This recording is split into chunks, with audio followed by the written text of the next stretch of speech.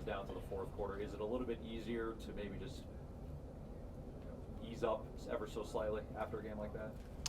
No, because we know we still got more football to play. I mean, a great win like that on the road against a great opponent, maybe one of the toughest opponents we'll face all year, especially in that kind of environment. It's obviously a great win that we love to have, and it's a confidence builder as a team, knowing that we can play in a game 0-0 until 5 minutes left in the fourth quarter and still be able to come out and win and execute in the fourth quarter, come out with a win. But like I said, we know we still have a lot of football left to play. We're playing a great team this weekend, and so we can't really live off the hype too much. That's why Coach Saban has the whole 24-hour rule. But like I said, we just got to stay focused for the rest of the year, and we know we still got a lot of football to play. We got a lot of mistakes that we need to correct from this game, and we're going to look to do that this weekend.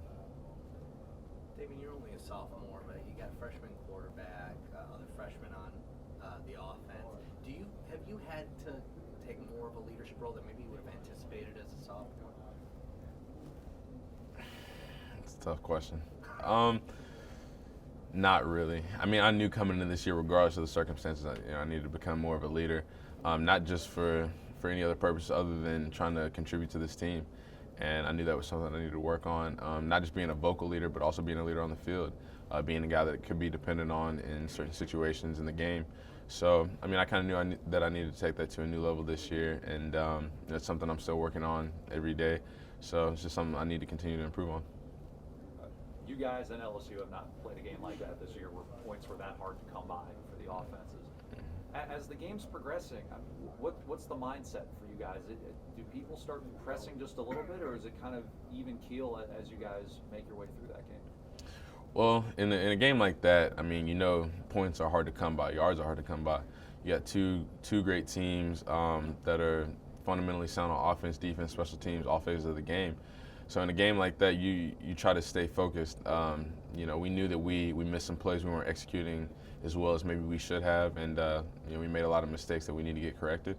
But for the most part, you got to stay pretty even-keeled and stay confident in the fact that if we keep doing the little things right, we'll start to make those big plays and we'll start to hit those home runs and we'll start to put points on the board and gain yards.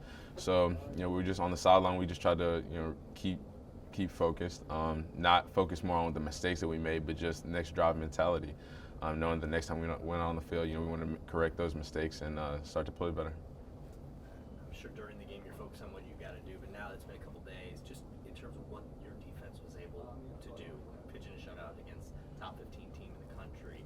Have you had a chance to think about that? What are your thoughts? I mean, no, I haven't. I honestly haven't thought about this until you mentioned it, but I mean, our defense has done an incredible job all year. I mean, they're shutting out teams that are good at putting up points, getting yards. I mean, great teams like LSU, I mean, they got a great run game, and to pitch a shutout against those guys, I mean, that's truly unbelievable what they do week in and week out. They definitely make things easier on the offense. Sometimes when things aren't clicking, we can really rely on them to kind of hold the game for us as we try to figure out those mistakes, try to get things going on offense. So they make things a lot smoother for us.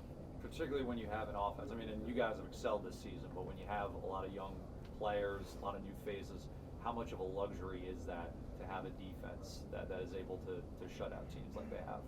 It's huge. I mean, for us, if we can't put points on the board, like in a game like that, it's good to have a defense that we know that can hold the other team from scoring points. I mean, even though we're not scoring points, we don't want to get down 7-0, 14-0. We don't want to get in situations like that. So it's a huge part of our team to have guys like that we know we can depend on to kind of keep the game steady, keep us in a position where we can come out, put points on the board, and score, and hopefully win the game. One or two questions for Nate. We had a couple former players on Twitter saying, run the ball. Did you hear about that? What's your reaction? It's not my call to make. A little bit different in terms of how you feel physically than some of the others? It's a long stretch, and we're getting into the end of the season, and a lot of hard games and a lot of road games, and your body starts to kind of break down on you a little bit, but you have to get in the training room and get in the weight room and get back ready and get ready to go. How tough was that game for you guys to hear, and how did you deal with the loudness of it? I mean, you can't hear your guard beside you. So, I mean, it's more just knowing what to do and how to do it, and just knowing that and having being comfortable with the guy beside you and him knowing what to do without being able to say anything. Because this is your first year playing center full time, did you have to take a different role than maybe in the past? What did you have to do kind of to deal with the fact that you kind of had to relay things to your guys? I mean, it's the same thing as any road game. We've been in loud places, Tennessee, and everywhere else has been very loud, just like that. But I think LSU is just more consistent of being loud. And but it's just the same. Pointing and trying to communicate as best you can. What was the mindset like in the huddle? As the game progresses, it's still scoreless, and obviously once you get to the fourth, each possession becomes that much more important. Was there a heightened sense of urgency in the huddle? I mean, we knew going into that game it was going to be a physical game. It was coming down to the last minute, and we were just pressing every play and trying to get into the end zone. And when it didn't happen, you just have to come to the side, regroup, and go back and try to get back in the end zone. And I think we did a very good job of that this past game. Coach talked about how he wants you guys to avoid sort of the relief feeling of, we got through LSU with the win because you got a big game this weekend. How do you guys take that on as a challenge of huge favorites against Mississippi State coming off a big game, a physical game, but still getting focused on this? I mean, every SEC game is a huge game. Every game in general is a huge game, and you just have to get back and get ready for the next game. Like Coach Saban always says, it's our 24-hour rule. You're happy with that win, 24 hours, and you get back on the road and you get started back. So You've been on other Alabama teams. You've been on championship teams, but how is this team maybe different in terms of how you guys buy into the always stay focused, always stay locked in, always win your box when you play? I think this team is really bought into that and to being 1-0 for the week. We're not worried about past. We're not worried about the future. We're worried about this week and trying to get through this week with a win. So I think our team does a very good job with that.